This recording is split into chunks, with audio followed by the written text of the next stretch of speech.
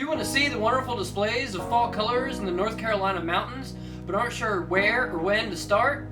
No worries, I'm here to help.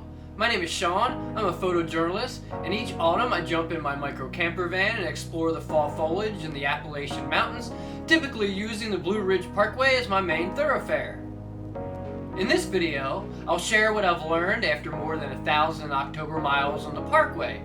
Fall colors have already started popping up along the route, but the real fun doesn't start till October.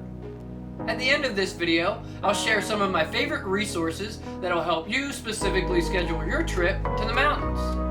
One awesome thing about the North Carolina mountains is they get fall colors before most places in Virginia, Maryland, Pennsylvania, and even New York. One important thing to remember about this journey is the elevation of Blue Ridge Parkway ranges from 2,500 to 6,000 feet in North Carolina. There's lots of peaks and valleys along the way. Because of this, we are offered a wide range of fall colors as we travel along the parkway. And the fall foliage season up here can last for weeks. What I've found is I can be standing in a place where the immediate area has no color, but the surrounding ridges are at peak. If it's too green, go higher. If it's brown, go lower.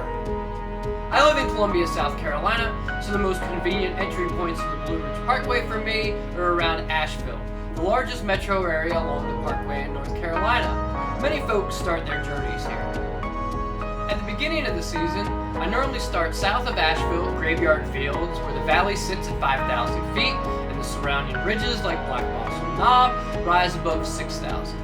Black Balsam is along the Art Lobe Trail, one of the most popular routes for hikers and trail runners because of its stunning 360-degree views. This trailhead is about 5 miles from Graveyard Fields, where you can see views from the parking lot.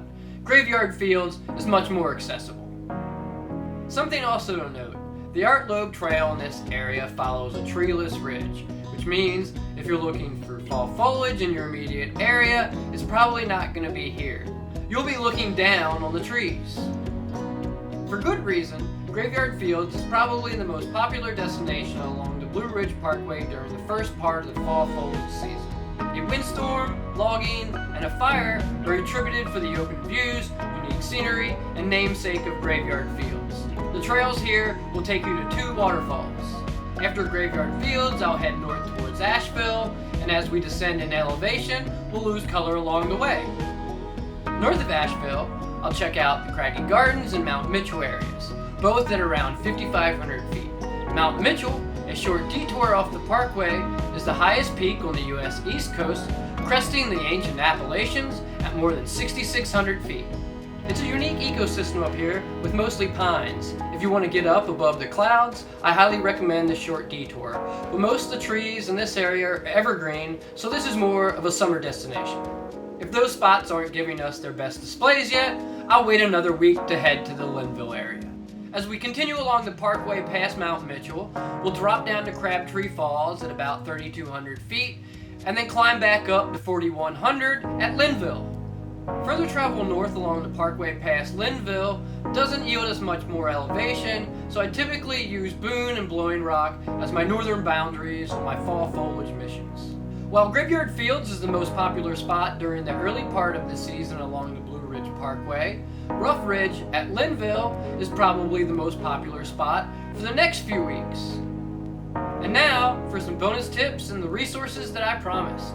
Start early, even if it's cold. You'll beat the crowds, get the best parking spots, and get the best views. Use the midday hours to take a break or return to civilization if you need to run an errand. The best time to be in the mountains is at sunrise and sunset. Cell service is going to be really spotty. There are no stop signs along the parkway, and the speed limit is typically 35 miles an hour. Pack a lunch and bring snacks, because getting back to civilization can be a drive depending upon where you're at. The parkway has limited access. Fill your tank and bring water. ExploreFall.com is a new resource for me, and I'm really excited to test it out this year. There are a few Facebook groups that cater to the Blue Ridge Parkway, and they're great value this time of year. Also, Blue Ridge Parkway National Park Service posts weekly updates on their Instagram account. For those curious, I made most of these photos with a long lens and a wide aperture. Surprise! I'm a photojournalist. Enjoy your trip on the Blue Ridge Parkway. Watch out for bicyclists, deer, fog, and people crossing the road with cameras.